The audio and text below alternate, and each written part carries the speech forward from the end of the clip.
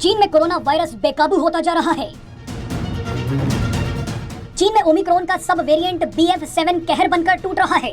चीन के अस्पतालों में जगह नहीं है, शमशान में लाशों का अंबार लगा है।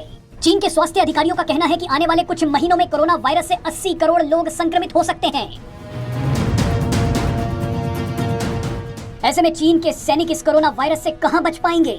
दावा किया जा रहा है कि LAC पर चीनी सैनिक कोरोना का शिकार होने वाले हैं। इस बात से भी इनकार नहीं किया जा सकता कि कईयों को कोरोना हो भी चुका हो।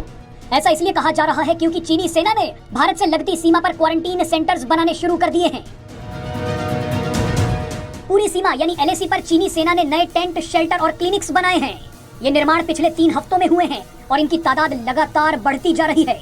इस तरह के निर्माण की तेज रफ्तार को देख के लगता है कि चीन के सैनिक या तो कोरोना की चपेट में आ चुके हैं या आने वाले हैं। चीनी सेना इस तरह के नए निर्माण अरुणाचल प्रदेश से लेकर लद्दाख तक कर रही है। सूत्रों के मुताबिक पूर्वी लद्दाख के डेप्सांग मैदानों के पास नए शेड्स बनाए गए हैं। ये वही इलाका है जहां भारतीय और चीनी सेनाएं लंबे अरसे से आमने सामने तैनात रही हैं। इसी तरह लद्दाख के होतान इलाके में भी नए टेंट बनाए गए हैं।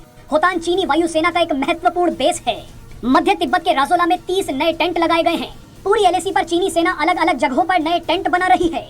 आपको बता दें कि चीनी सैनिक पहले से ही LAC पर ठंड को झेल नहीं पा रहे हैं। हाल ही में ये भी खबरें आई थी कि कड़ी ट्रेनिंग की वजह से चीनी सैनिकों का मानसिक संतुलन भी बिगड़ रहा है। अब ऐसे में अगर LAC पर चीनी सैनिक बड़ी संख्या में कोरोना का शिकार हो जाते हैं तो चीन सीमा पर बेहद कमजोर पड़ जाएगा। चीनी सैनिक पहले से ही भारतीय जवानों के सामने टिक नहीं पा रहे और अब अगर चीनी सैनिकों को कोरोना हो जाता है तो उनका बचना मुश्किल है। चीन में कोरोना से हाहाकार मचा हुआ है। अंदाजे के मुताबिक केवल जनवरी में ही चीन की 60% से ज्यादा आबादी कोरोना से संक्रमित हो जाएगी और अगले कुछ महीनों में कोरोना से मरने वालों की तादाद लाखों में होगी।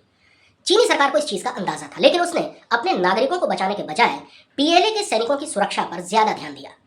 दरअसल मई 2020 में जब भारत और चीन के बीच में तनाव शुरू हुआ था और 50-50 हजार सैनिक दोनों तरफ से एक दूसरे के आमने सामने तैनात हो गए थे, उसके बाद कोरोना के संक्रमण के चलते चीन के बहुत से सैनिक मारे गए थे। यहाँ तक कि उसके टॉप कमांडर्स भी कोरोना के शिकार होकर जान से हाथ धो बैठे थे। इस बार चीन अतिरिक्त सावधानी बरत रहा है, लेकिन ये सावधानी उसके नागरिकों के लिए नहीं, उसके सैनिकों के लिए है।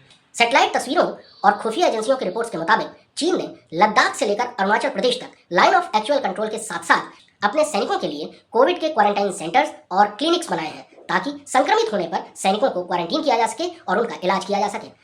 चीनी सरकार को डर है कि अगर उसके सैनिक कोरोना से संक्रमित हुए तो बहुत बड़ी तबाही फैल जाएगी और ऐसी स्थिति में जब उसके सैनिकों के सामने भारत के सामने तैनात होने की मजबूरी है, ऐसे में अगर कोरोना की महामारी ने सैनिकों को अपना शिकार बनाया तो चीन लाइन ऑफ एक्चुअल कंट्रोल पर बहुत कमजोर पड़ जाएगा।